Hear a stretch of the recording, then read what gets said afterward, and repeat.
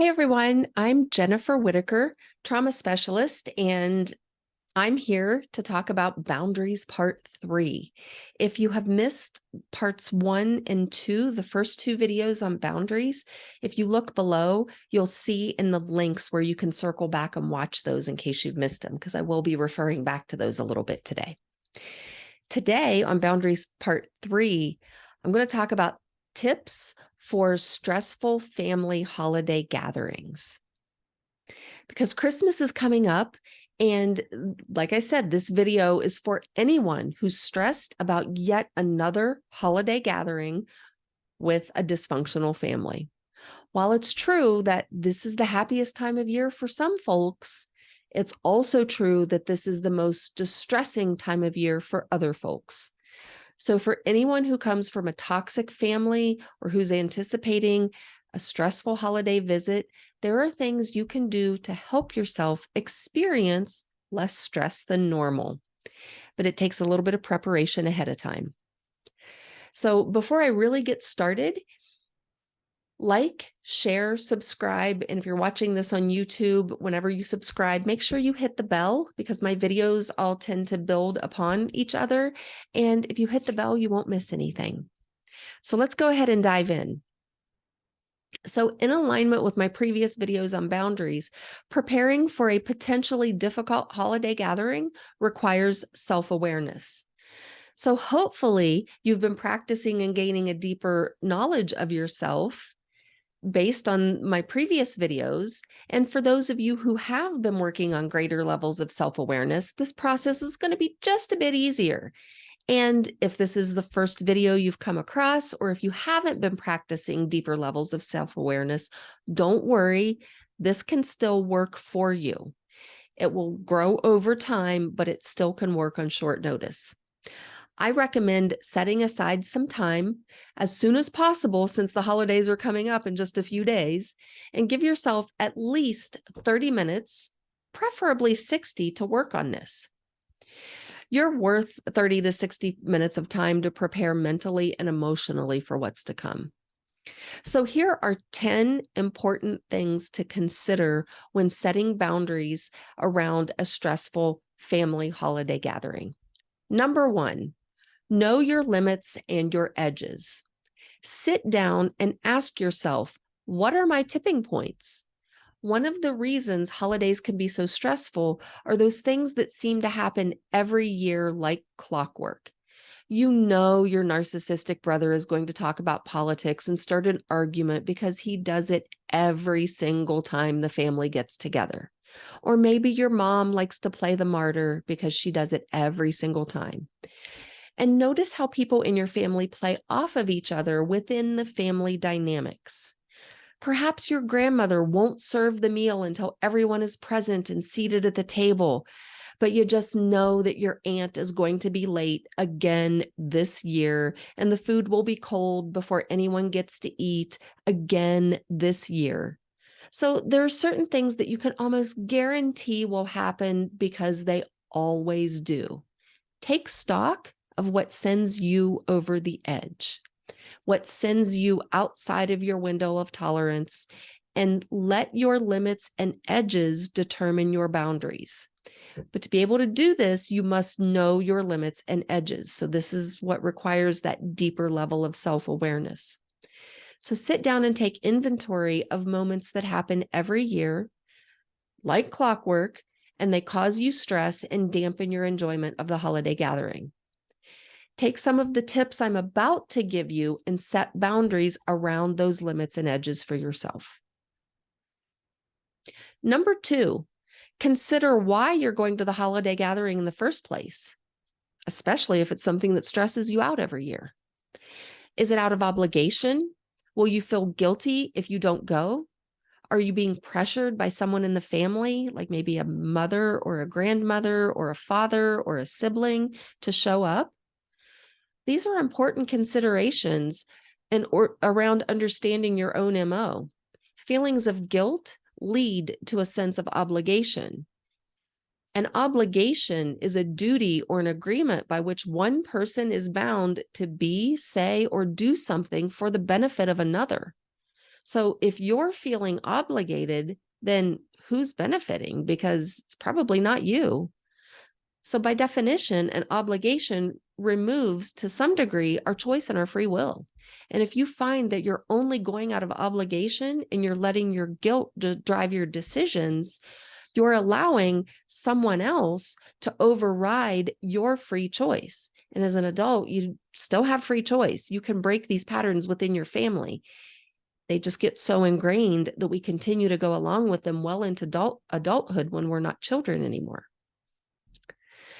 And this practice of letting guilt and obligation drive our decisions can easily lead to feelings of bitterness and resentment, and it can cause problems in the family. So down the road, that bitterness and resentment and anger can turn into feelings of emptiness, which is even worse. So do your best to avoid feeling obligated, and do your best to avoid allowing guilt to make your decisions for you. So if this is the overarching reason why you go, maybe this is the year you don't. Number 3, before you say yes, ask yourself, how meaningful is it to me to attend another stressful holiday get-together? Oftentimes we do things that aren't meaningful to us, and the underlying reason for doing things that are not meaningful to us is important to uncover. Sometimes we do things that aren't meaningful to us because we really truly love someone else and we want to support them, even if what we're supporting doesn't really mean too much to us. So for example, this is not a holiday example, but it's a good one. I am not a fan of baseball, not in the least. Can't stand the sport.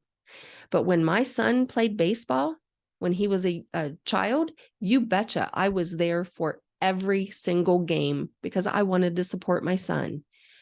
I didn't want to control him into playing a sport that I would rather watch. It was his decision, and I was there to support him, even though it's a sport I don't like. So if your obligation is because it's meaningful to your mom or to your grandma, and you really want to support them because you love them, and that means a lot to you to support them, then that's noble. Go and show your support. However, attending an event that's not meaningful to you could very well go hand in hand with that sense of obligation that I just talked about. And if that sense of obligation and guilt is the only thing driving your decision to do something that's not meaningful to you, then it might be time to change up the routine and create a new tradition for yourself, something that you do find meaningful for yourself. Number 4, be prepared to speak up and advocate for yourself. When you've reached a limit or an edge, you must be willing and able to speak up and act on your own behalf. It could be as simple as excusing yourself for a little while. Go to your room if you're staying at the house. Take a walk. Go for a drive.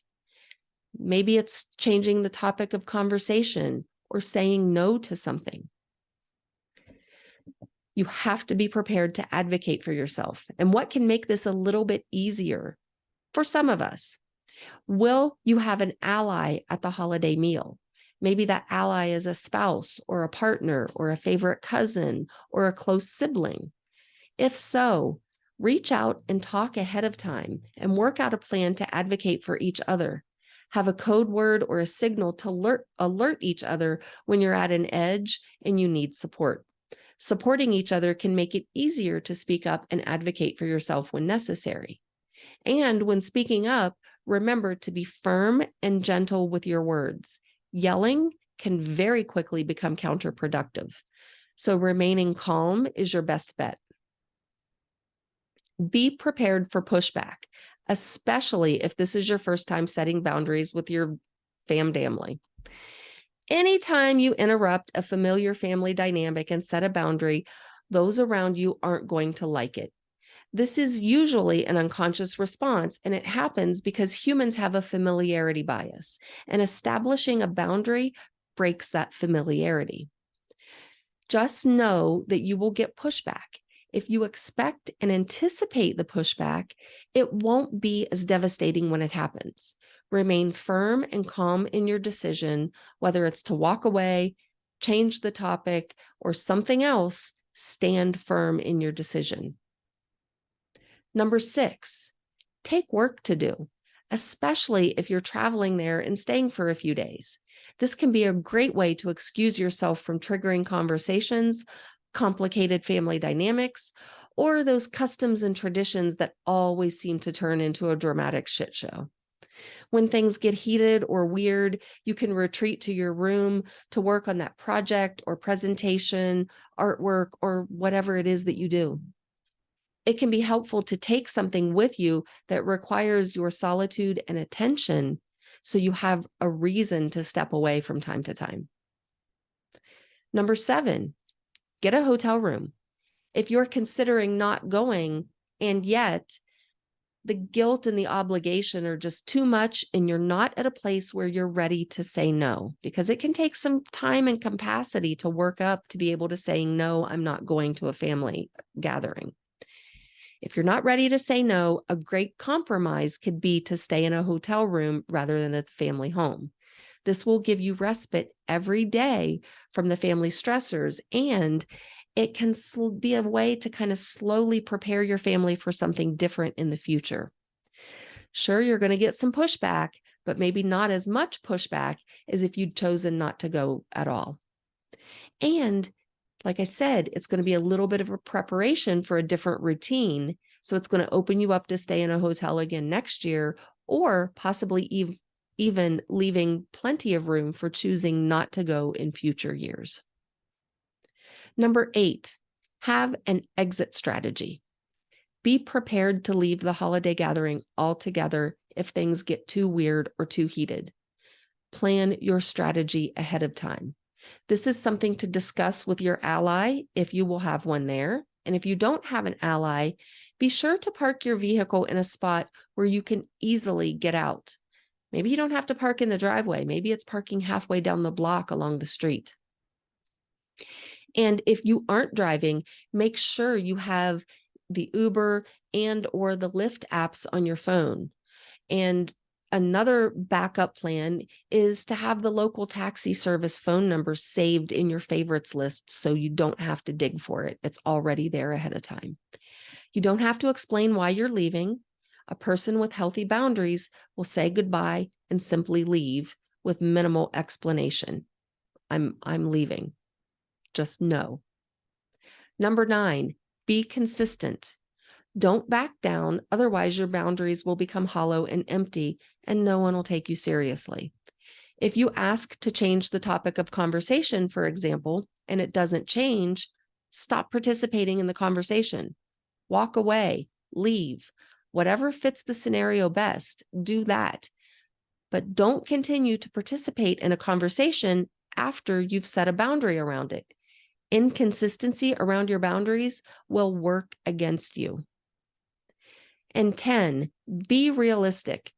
Don't expect too much from your family, especially if they're not boundary setting people or if they're boundary stomping people. Many of us have family members with a narcissistic personality style. Maybe we have family members who struggle with mental illness or who are verbally abusive, or maybe even have a full-blown personality disorder. Be realistic and don't expect them to change. Also, don't expect them to honor your boundaries. Like I said in the last video, whenever possible, know who you're dealing with. It's best to engage as little as possible with some of these personality types. Use short, single-word answers. Avoid trying to be reasonable or rational because it won't work. And be respectful and congenial, but engage as little as possible with the most toxic family members that you have. So planning and strategizing ahead of time is a helpful practice to surviving stressful holiday gatherings.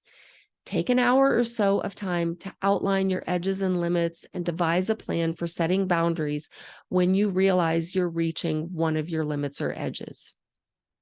So I hope you have found this information helpful.